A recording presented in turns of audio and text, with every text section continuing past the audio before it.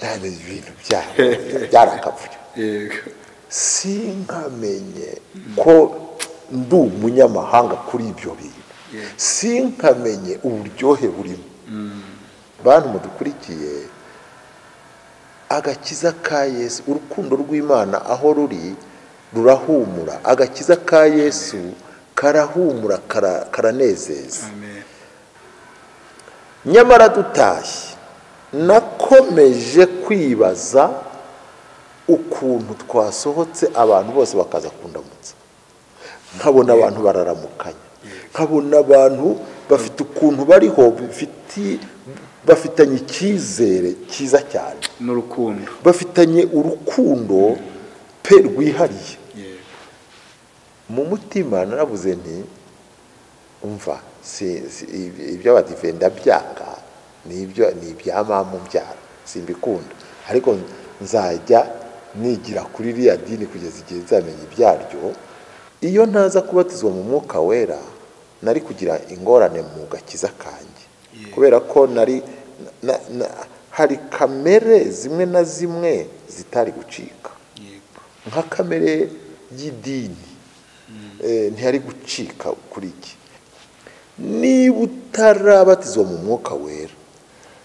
hari uburyohe ubuze uburyohe duhora tunyunguta tukabukenera kandi ubwo buryohe butuma buragenda bukirukana kamere ya kera. Inshuti bakunzi b'Ibyiringiro Bizima TV turabasuhuje mu izina rya Yesu Kristo nkuko mubimenyereye ko Ibyiringiro Bizima TV tubagezaho ijambo ry'Imana impuguro tukabazanira abakozi b'Imana batandukanye babafasha gutunga ibyiringiro bizima.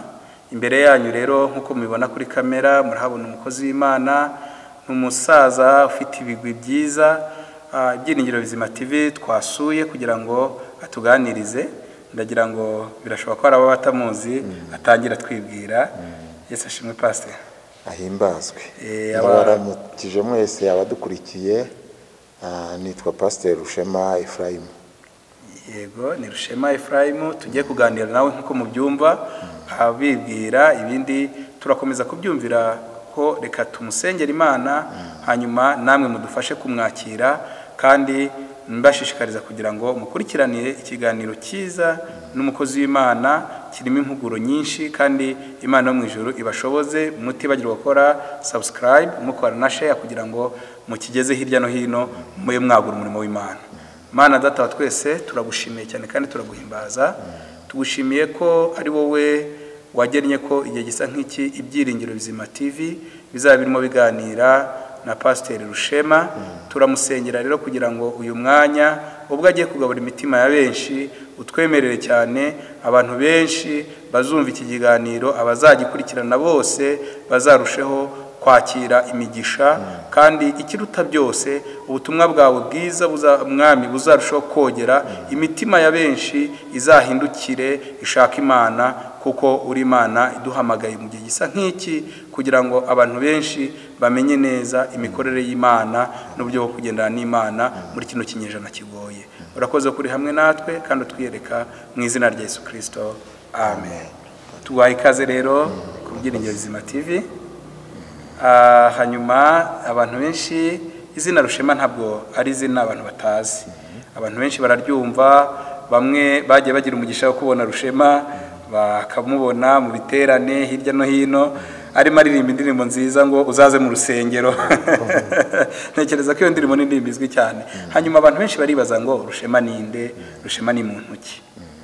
Turagira ngo mudufashe mubwire abantu Rushema ninde. Yego. Bon. Duhereye wenda ku mateka yanjye bwite. Yego.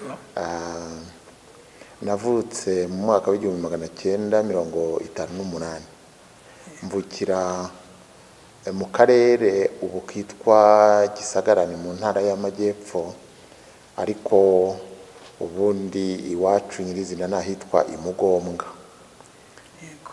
Hanyuma rero mu murenge wa Mugombwa ku gasozi ko hakurya y'Umugombwa kitwa Isaka, aho niho navukiye. Isaga. Yego. Hanyuma rero nyuma y'umwaka mvutse data umbyara yitabye Imana mu mwaka wa 1959. Yazize uburwayi, malariya niyo yarwaye iramwica. Icyo gihe bayitaga ubuganga.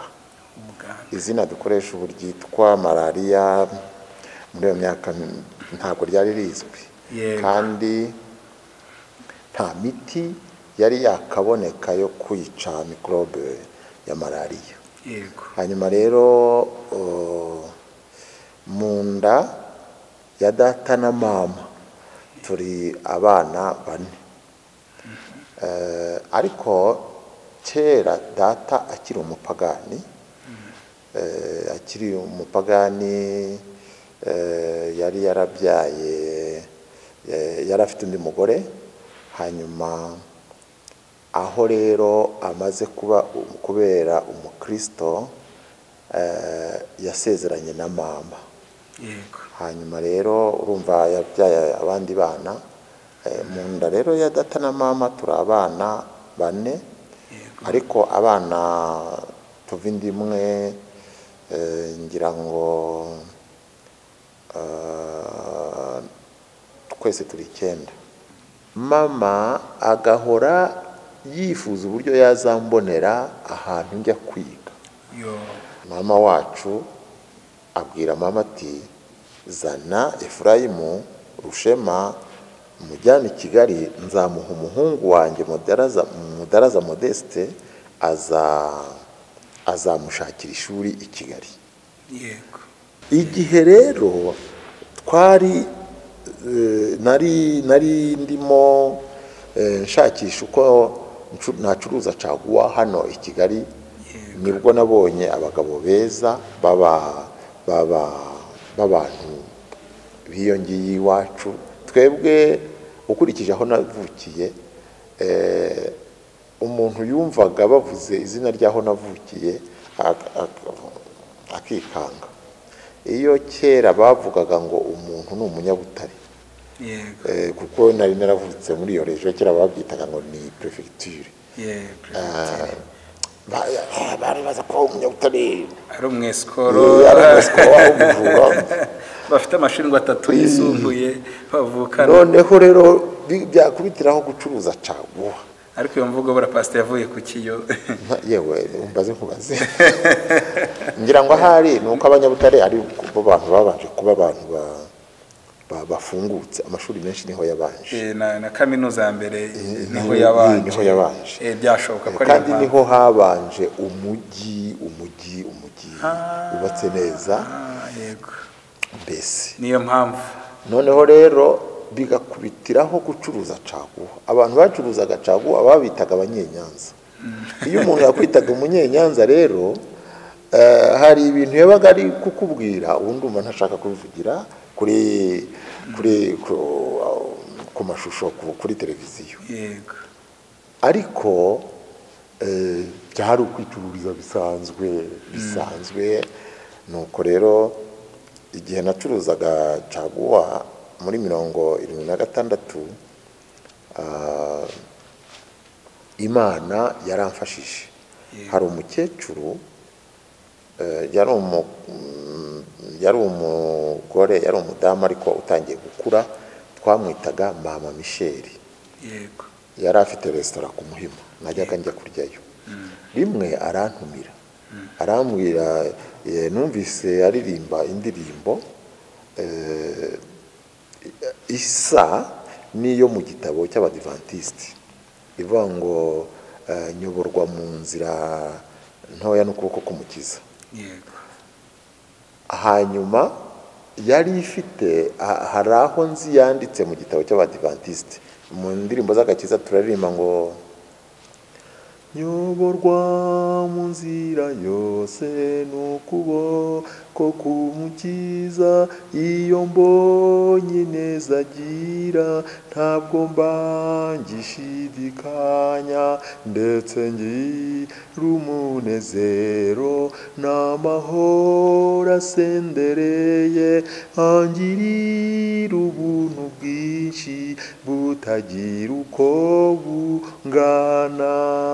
Numva uko Mama Michel yayiririmbaga, numva irasa niyo mu gitabo cyabo cyitwa ivuga ngo umukiza aranyobora akanampumuriza. Ndamubaza nti niyo ndirimbo uririmba ko yiririmba aho kutari? Ahita ambwira vuba ati jewe ndi umupenekote kandi narakijijwe. Amen. Penekote mwebwe muri babandi b'abaporoso, iwacu hari abitwa abaporoso bitwa Abangilikani. Atoya ati njyewe ndi umupenekote, ati kandi ndashaka kukurarika kugira ngo uzaze ku cyumweru, kubera ko yari afite resitora, nshaka ko igihe ntabonye amafaranga azajya nkopa, azajya nagukopa. Ndamwemerera. Yego. Ku cyumweru hageze twarajyanye. Mpageze aho basengeraga ni iriya ku Gasavi. Yego. Natunguwe n'ibintu ntatekerezaga mu mutwe wanjye. Icyo gihe abakristo bari bake, ariko uko numva mbyibuka bari buzuye urusengero. Rwari urusengero rutoya rwubakishije urusengero rw'ibiti rw'ibyondo, mbese iyo yaba rwari ruriho ubu nari kurwita agasengero. Rwari rutoya rwose. Yego. Hanyuma rero rwari ruto, ariko Imana yari rurimo. Imana ishimwe. Hari umugabo wari uyoboye iteraniro witwa Ruvuzandekwe Heremani. Hari n'abapasiteri, hari umupasitori witwa Kayihura Yakobo. Hari n'ababwirizabutumwa babiri, uwitwa Bimenyimana Matiyasi n'undi witwa Yohana Nkinamubanzi. Nasanze hari korali y'abana b'urubyiruko bari bake, biganjemo abana ba Pastori Kayihura. Yego. N'abana b'abasore n'inkumi bandi, ariko bake. Baririmba indirimbo numva zinkoze ku mutima, numva ni byiza. Ariko nakuruwe n'isengesho uwo mupasitori, uwo muyobozi w'iteraniro, nta nubwo yari umupasitori, yasenze. Ndacyabyibuka yaratangiye ati Mwami Yesu turi imbere y'uburanga bwawe. Sinahumbya nditegereza ngo urebe ko ububona. Ariko narabubonye. Yego. Kuko yarasenze, mbona asenga ahumirije, mbona arambuye amaboko, kandi avuga amagambo y'amarangamutima, mbona bihuye, mbona bidahuye, bidasa n'ibyo nabyirukiyemo. Yego. Numva ni byiza. Hanyuma ariko bongeye gusenga, sinishimye. Ikintu numvise kitanshimishije ni amasengero, gusenga n'indirimbo. Pasiteri wigishije naramukurikiye, yigishije neza, sinkibuka neza icyo gihe umurongo yigishijeho, ariko mbere y'uko yigisha babwiye umuntu wo kumusengera, uwo mugabo witwa Yohana Nkinamubanzi. Ye baba we, ati asengere umwigisha w'ijambo ry'Imana. Ngiye kubona mbona uwo musore ngira ngo yari atarashaka, mbona arasenza ati Uwiteka Mana, mbona umuntu kumuna ari umuntu w'umusore wiyubashye, ararizwa n'iki ko ntumva. Nubwo nandikiye mu bakristo hagati, ntumva umwe aravuga ibyo, ndaravuga ibyo, ndaravuga ibyo, ntumva bamwe bararira, abandi baranyoberwa umurongo, bari kujya bavuga n'ibyo utumva bimwe na bimwe, benshi baravuga ibyo ntumva. Ndabyanga, ndavuga nti rya dini rya mama Michel niri yo bagiye kuririmba pasiteri yigishije neza abaririmbyi ba korari baririmbye neza yego ariko bagiye kuririmbira hamwe mu iteraniro bakoreshaga ingoma n'amashyi bavuze ingoma bagakoma mu mashyi bagasimbuka mbura umurongo ndavuga nti nta dini ririmo abantu batazi ariko se ibi ni ukubaha Imana ibi ni ukubaha Imana y'akavuyo cyane ibintu byarakavuyo yego sinkamenye ko ndi umunyamahanga kuri ibyo bintu sinkamenye uburyohe burimo dutashye mama Michel namubwije ukuri ko mu mutima wanjye ndamubwira nti pasiteri wanyu yayoboye neza kandi n'umupasiteri wanyu yigishije neza na ya korari yaririmbye indirimbo ebyiri yaririmbye neza ariko mwebwe abakirisitu banyu Imana yanyu uko mwayiririmbiye n'uko mwayisenze ni ibintu by'akajagari biri aho nta cyohero cy'Imana nabibonye abantu uko baririmba bitoze noneho arambwira ati umva ati ngirira imbabazi ku cyumweru gitaha tuzagarukana uzabona impinduka noneho ariko nkaba naramwikundiraga yari umumama utangiye gukura yewe ndo akajene nkumva nyine nkumva ari umuntu ubona kugira inama yiwangirira nkumva ari umuntu mbese nakuyumvamo naho sinkamenye ko afite ikintu cy'urukundo rw'Imana erega abantu mutureba abantu mudukurikiye agakiza ka Yesu urukundo rw'Imana aho ruri rurahumura agakiza ka Yesu karahumura karanezeza uwo mukecuru namwemereye ko tuzasubirana mu rusengero ariko mu by'ukuri rwose ari ukugira ngo umunezeze gusa hari izindi nyungu nyine navuze namushakagaho ku kindi cyumweru twasubiranyeyo ariko ngezeyo nongera kubona bya bindi ndavuga ni yawe mbega idini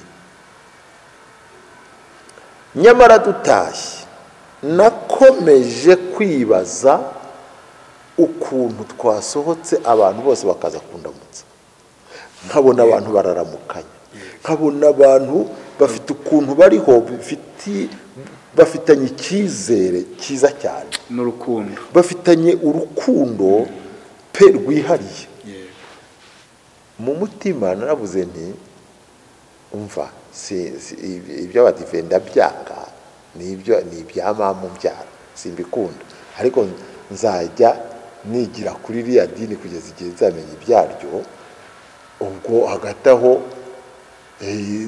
mama Michel nizajya mba ntabonye amafaranga azajya anankopa kubera ko ari umuseribateri nirire sinitwe n'inzara naho ni inzira y'Imana buri cyumweru najyagayo kandi nawe yaranyibutsaga ariko bukeye biramfata ntuzambaze ukuntu nahakunze nka nyuma y'amezi abiri pe bya bindi basengaga nkumva bararira byambereye umunezero ukomeye nyamara jyewe nubwo ntariraga ariko numvaga icyo bakora kwa kundi bavugaga umwe iby'undi habagamo n'abazayirwa bavugaga ibiswahili hakabamo rero noneho n'ababatijwe mu mwuka wera basengaga mu zindi ndimi mbere ntarabyumvaga ariko noneho maze kubimenya numva Imana irimo irahura nanjye. Wabimenye uti? Dufite amatsiko. Nabimenye cyane kubera inyigisho. Yego. Ubwo sindakizwa. Yego. Ariko ndi mutima mwiza. Yego. Mu by'ukuri kuva nabyiruka nta byaha. Yego. Nta byaha by'urukozasoni kwiyandarika, kujya mu busambanyi, kujya mu kuri kose ntabyo nabayemo. Ariko hari ikintu ntari mfite, sinari narapfukamiye Yesu Kristo ngo muhe ubugingo bwanjye n'ubuzima bwanjye n'imibereho yanjye. Sinari narihanye, sinari narahindutse icyaremwe gishya. Igihe rero nagiye numvaga inyigisho nkumva barigisha neza kandi nkabikurikira neza, ahubwo kubera ko bakundaga kuvuga ijambo cyane cyane abapenekote b'icyo gihe bigishaga inyigisho zitari nyinshi, bakigisha inyigisho yo kubatizwa mu mwuka wera, bakigisha inyigisho yo guhinduka icyaremwe gishya, hanyuma bakigisha n'inyigisho yitwa gusenga. Jewe nkaba nzi yuko bizagenda bikurikirana. Nari nzi ko hari umunsi nzakizwa, noneho umunsi wo gukizwa nkazakora umunsi mukuru, bakazaza ba pasiteri, nari ndimo ntekereza uko nzakoresha fete yuko nakijijwe, nkabimenyereza, bakazaza aho nabaga hariya mu cyahafi, bakaza kureba ko nakijijwe, n'abantu bose bakabimenya, nkakoresha umunsi mukuru. Gasobanura invitation yateje nzakije. Rwose niko nabyumva. Naho nka nyuma y'amezi 2-3 nari narakijijwe, mama Michel akimfata ukuboko, ariko ntazi ko nakijijwe. Icyakora bajyaga bahamagara abazi imbere kwihana, nkagira ubwoba, nkumva nareba bajyayo nkabona n'abakecuru n'abagabo bakuru, abandi babakene bo hasi, igihe nkabona ntibindeba, nta musirimu wihana mbese. Ese nakijijwe nihane? Hari umugabo yari umupasiteri, yari umugabo munini cyane, yari umugabo ukiri muto, witwaga Munyabarame Evariste. Yari yarakijijwe, ariko yari yaramaze imyaka irenga 10 i Burayi mu mashuri. Nyuma aza kwihana ari i Burayi, arakizwa, yiga n'amashuri y'iyobokamana, arangije afata icyemezo cyo kugaruka muri Afurika. Icyo gihe yigishaga hariya muri Eto, bari profeseri hariya Eto Kicukiro. Noneho rero twavaga ku Gasave mu gitondo, nimugoroba tugateranira hano i Nyarugenge, ahantu mu misiyoneri yari yaraguze, noneho yari arimo yubaka amazu. Ngira ngo icyo gihe byari bimaze kuba muri 77, arimo yubaka n'urusengero. Hanyuma Munyabarame nyuma ya saa sita hari ku cyumweru muri 77 yigisha icyigisho cy'ababembe 10 bakijijwe na Yesu. Amaze kucyigisha ndagikurikira, mbese ni wo munsi wanjye w'Imana wo gupfukamira Yesu. Yarabisobanuye neza, adusobanurira ngira ngo umurongo wa 17 na 8 uvuga ukuntu hari umubembe wamaze gukira akagaruka gushima Yesu kandi akomatana nawe ko batazatandukana. Amen. Yabisobanuye mu magambo y'umuhanga, ariko ni mu mishure 2. Arangije aravuga ati, ushaka kuza agapfukamira Yesu, wowe wiza kumushima, ahubwo ngo n'umwiyegurire. Numva ndabyumvise, ndahaguruka ndagenda ndapfukama. Mfukama, nari mu by'ukuri umutima wanjye wari wahiye. Yewe icyo gihe rero n'abapasitori bari bamaze kumenya, ndagenda bandamburiraho ibiganza. Ndacyibuka rwose ukuntu bambajije uwansengeye yanyongoreye mfukamye akamaze atese witwa nde? Nitwa Rushema Ephraim. Andamburiraho ibiganza hamwe n'abapasitori bose, barasenga numva hari igihu kimvuyeho. Ntabwo nari mbatijwe mu Mwuka Wera, ariko ubwo nibwo nari mfukamiye Yesu mbese neza. Ibibembe byari bigiye biragenda kandi ntibyagarutse. Imbaraga itsinda icyaha yinjiye muri wowe, yinjiye noneho muri jye rwose burundu bw'Umwuka Wera, kandi sinasubiye. Icyo nshimira Yesu nuko nomatanye nawe kugeza n'uyu munsi, nta nubwo nzasubira inyuma. Uretse no kuvuga ngo simbiteganya, oya sinzasubira inyuma, genza womatana na Yesu. Ahora yaravuze ngo ariko twebweho ntidufite gusubira inyuma ngo turimbuke. Imana ishimwe. Hanyuma rero maze gupfukamira Yesu, maze kwihana, niho namenye ko burya nari narakijijwe, kubera ko hari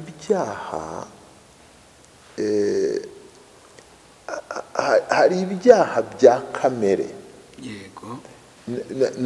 nari nararetse kubera kumva ijambo ry'Imana no guhora nsenga Imana.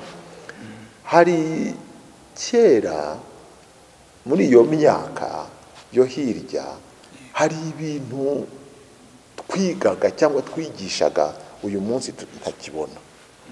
Twigaga gusenga, tukiga gusenga, tukiga uko umuntu yiga ijambo ry'Imana akanaryigisha, kandi mu buryo budahambaye, ariko twigaga gusenga. Hanyuma rero kuva icyo gihe, kuva uwo munsi natangiye, yewe nashatse Imana nk'uwayitaye mu byatsi. Imana ndayishaka, narayishatse, nyishakira cyane nayishakiye muri rya shyamba rya Kigali. Buriya harimo ubuvumo burebure, nashoboraga kujyamo n'abandi bagabo n'abandi basore. Icyo gihe twari abasore benshi, kandi twabonaga ukuntu Imana igenda ikora impinduka mu bantu. Hanyuma dusenga Imana, tuyishakana umwete. Impamvu imwe, sinkubwiye ko nagiye mu rusengero muri 76, ariko nabatijwe ntinzi, kubera ko twagombaga abapasitori bari baranze yuko bazakomeza gukorera umubatizo hariya mu mugezi wa Nyabugogo, iriya hirya hafi ya za Kabuye. Mu mwaka wa 80 hari ubuzima bundi nagiyemo bwo gukura. Ntabwo ndamenya neza impamvu muri iki gihe abantu batagishaka n'imbaraga zabo zose inyigisho yitwa umubatizo w'Umwuka Wera. Iyo ntaza kubatizwa mu Mwuka Wera, nari kugira ingorane mu gakiza kanjye, kubera ko hari kamere zimwe na zimwe zitari gucika. Nka kamere y'idini ntihari gucika kuri iki. Kamere yo gukunda ibintu wakwita Kristo mudukurikiye, mbabwiza ukuri nyakuri pe. Niba utarabatizwa mu Mwuka Wera, hari uburyohe ubuze, uburyohe duhora tunyunguta tukabukenera, kandi ubwo buryohe butuma buragenda bukirukana kamere ya kera. Uzi ko ubatizwa mu Mwuka Wera ye baba, Umwuka Wera araryoha. Uzi ko Umwuka Wera akiza indwara. Umubatizo w'Umwuka Wera ugira indwara zari mu mubiri zikibwiriza zigasohoka zikagenda. Kubera iki? Kubera ko Umwuka Wera hari n'impano zindazana. uzi ko ubatizwa mu mwuka wera icyangiro cyari kigukurikiye kikakuvaho kikagenda. Twabibonye inshuro nyinshi abantu badusuzugura, ariko twatangira gutanga ubuhamya bwacu bakaza badushaka nk'abanyacyubahiro bakomeye cyane. kubatizwa mu mwuka wera twabigira ikindi kiganiro, ariko kubatizwa mu mwuka wera byankuyemo imyumvire, binkuramo kuba umuntu w'idini kubatizwa mu mwuka wera byaranzamuye bingeza ku rundi rwego rwo kuba umuntu w'Imana ushyitse, impano yo kuba umwiringirwa, kuba umwizerwa.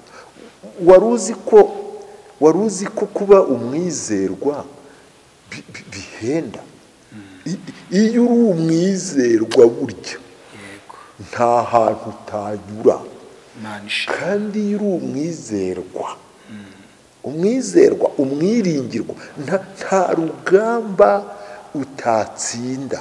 Uzi ko, reka mbivuge mu mvugo y'umwuka, iyo uri umwizerwa bakujugunya mu rwobo rw'intare, wagera mu rwobo intare zirimo ugasanga uziranye nazo, ukicarana nazo mukaganira, ugasenga nazo zigasenga, waseka nazo zigaseka. Iyo usanze zishonje usonzana nazo, ntizigire icyo zigutwara. Iyo uri umwiringirwa baragufata. Uzi ko nubwo igihugu cyose cyaguhagurukira kikavuga kiti uriya mwiringirwa ikintu cyamushobora nuko twamujugunya mu itanura ryaka umuriro, agashya gashira, ntituzongera twumva ibye. Bakujugunyamo, wagera mu itanura ryaka cyane, ugasanga umuriro urawurusha imbaraga, ahubwo umuriro ugasanga nta bukana ufite, kubera ko iyo uri umwiringirwa aho ugeze, urugamba rwose ugezemo uri umwizerwa. Mbivuze nko mu magambo yajya kuzimiza, ariko ndizera ko muyumva. Jya uba umwizerwa ku Mana 100%, kandi uba umwizerwa no ku bantu 100%. Ibyo biraharanirwa, ni ibintu biharanirwa. Kuba umwiringirwa ni impano nziza. Iyo uri umwiringirwa uca imanza zitabera ukazikemura. Imanza umwiringirwa aciye, abantu bose barazemera bati uru rubanza nuko rwagombaga kugenda, uko rukemuwe n'ibyo twashakaga. Iyo niyo mpano rero nagira ngo mbwire abadukurikiye. Abakunzi b'Ibyiringiro Bizima TV ababwiye amagambo akomeye ajyanye n'umuhamagaro we, ndetse no kubasobanurira icy'ingenzi cyane abantu bashaka. Ndagira ngo mu cyifuzo gitoya Pasiteri, tubona abantu benshi baba mu nzu y'Imana, bakatubwira ngo gakiza kaba mu mutima, gakiza ntikabe inyuma. Umuntu akaba mu nzu y'Imana akagira uburyo inyuma ku myitwarire wamureba bikakunana kubutandukanye n'indayiteka. Wamwitegereza, wareba umugabo bikakunana kumutandukanya n'umunywa rumogi, kandi akitwa ngo arakijijwe. Bamwe babasanga mu rusengero babwiriza cyangwa bari mu makorari, abantu bagatangara kuvuga ati ndatangaye, burya runaka aba umukristo. Ese yenda tugira ngo yenda ugire ikintu gito ubwira abantu ukora ako kantu, aba bantu babaha inama yihe? Ese ibi bintu koko bigenda bite, bikorwa bite? Mu nzira y'Imana, mu buzima bwo kuba umukristo ukijijwe, ni ngombwa byanze bikunze ko agakiza katurimo kagaragazwa n'ubuzima bwo hanze. Amen. Reka ntange urugero. Ntushobora na gatoya uramutse ufite ibicuruzwa ugafata za etajeri ugashyira mu nzu ugacuruza, uramutse utanditseho hanze hano hari butike, abantu bajya bahaca bakigendera. Ariko iyo hanze hari icyapa kivuga kiti hano ducuruza imyenda, ducuruza amapantaro, ducuruza inkweto nziza, ni mwinshi, iyo binjiye barabibona. Ariko uterekanye ko ibyo bintu bicuruza, bajya bitambukira, cyangwa se bavuga ko ucuruza ibyo bintu bakaba bazi ko ubicuruza mu buryo bwa fraude, cyangwa ucuruza n'ahandi hataraho ucuruza ahandi hataraho banyura. Burya rero agakiza gakwiriye k'imbere kagomba kugaragazwa n'ubuzima bwaho inyuma bwo hanze. Amen. Agakiza ka Yesu kagaragazwa n'imyitwarire yacu, imigendere yacu, imibereho yacu igaragara inyuma. Sinzi no gufatira amafunguro. Haji kuwa gatanu yambara ikanzu ye n'ingofero ye akajya ku musigiti ati jewe ndi umuyisilamu. Hari uwari bwatere hajya amabuye kuko